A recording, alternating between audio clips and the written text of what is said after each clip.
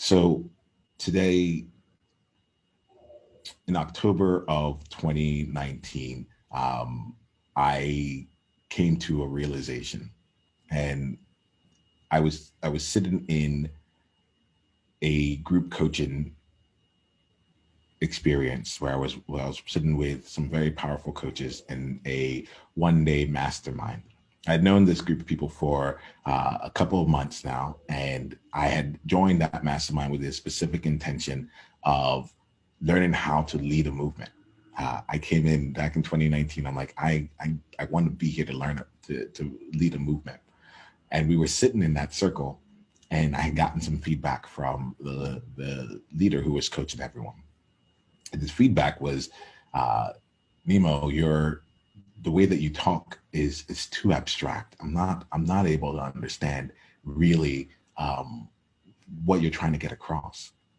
And I remember being in that moment, hearing that feedback, and just actually being quite upset and angry, because I was sitting in a circle where I'm like, there are people here who, there are people in this community that do tarot card readings and can like talk about chakras and are shamans and can speak to all these things. And yet you can't understand me. Like, I don't understand, because I can understand all of y'all. And this stuff is not the easiest thing to understand. Like, is it my fault that you're not working hard enough? And that was the feeling I was feeling. And I was encouraged then by the leader to, he's like, well, just bring in more emotion. Like, let us know what you're actually feeling as you're telling us these stories. And I remember thinking to myself, you want to know emotion? Here we go. And I shared this story, and the story that I'll share, the story was the story of belonging for me. The moment that I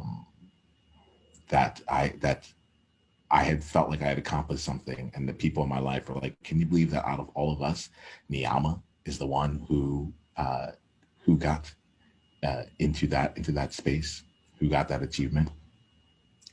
What's interesting for me was, after I said it, the person to my left came and had a response, and her response was, "I have to say this. You have this beautiful name, Niyama, and you're going around using this name Nemo, which literally in Latin means no one. Why are you not using the powerful name that your parents gave you?" And I remember hearing this and immediately dismissing it. It was one of those thanks but no thanks. I'm good. I know that I am Nemo. I know who I am. And right afterwards, a gentleman came and he said, "I'm going to sit at the edge of my seat right now, and I'm going to share something with you, because you need to hear this. I'm going to speak and I'm going to project this." And he said, "Nemo, you do not need to make anyone else feel safe. You are a big, black, bold, beautiful man. And when you're that, we understand you, and you're clear, and you make sense. But when you are being velvety and all around white, then we lose something. It's because we can't trust. We don't know what's there. We don't know who you are. We were missing something meaningful. So just know this, like, if you are being you, we understand that. And it's not your job to keep anyone else safe." Now that, for me, led to a transformation within me, because I didn't realize that I had, up until that point, the way that I was showing up in the world was to create safety for others. The smile, the openness, even the joy and the jolliness was all around creating safety for others. Why? Because in making things safe for others, I was actually protecting myself. As a black man, if I felt that they didn't really see me as a person, then my life, it became a life or death situation. My physical life could be at risk, but also my livelihood could be at risk. An opportunity, a job, or whatever it is, could all just go away. And that day shifted the way that I looked at myself, and actually just the way that I continue to show up in the world, from the standpoint of actually realizing that I'm making the world too safe for people. It's not needed. That extra work isn't needed. That's the day that I changed my name to Niyama. But where most people don't know is this other part here, and I'm putting a smile on my face because when that person finished that statement, there was another person in the circle, 2 seats from me, that put her hands together and said, "Thank the Lord."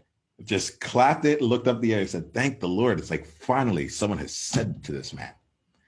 Someone has said the truth to this man. And I remember it took me, it felt like an hour after he delivered that for me to be able to speak again. The next thing I said is, "I'm now showing up. Nemo's retired. Niyama is now here." And I went to talk to that person who said, "Thank the Lord," shortly afterwards. And she's like, "I get you now."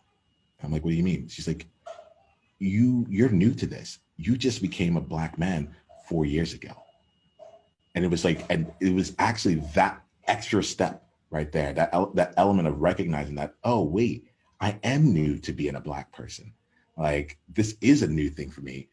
That ended up shifting the entire way that I started seeing my world, and started to give me some space to say, okay, now that I'm here in this space, what does that actually mean for me?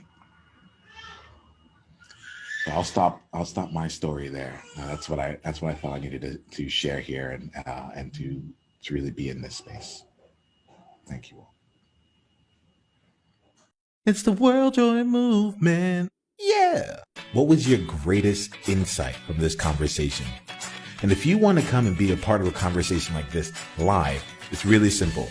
Just go to beworldjoy.com and come introduce yourself, and let's take the conversation to the next level, because you're there now. All right, let's play.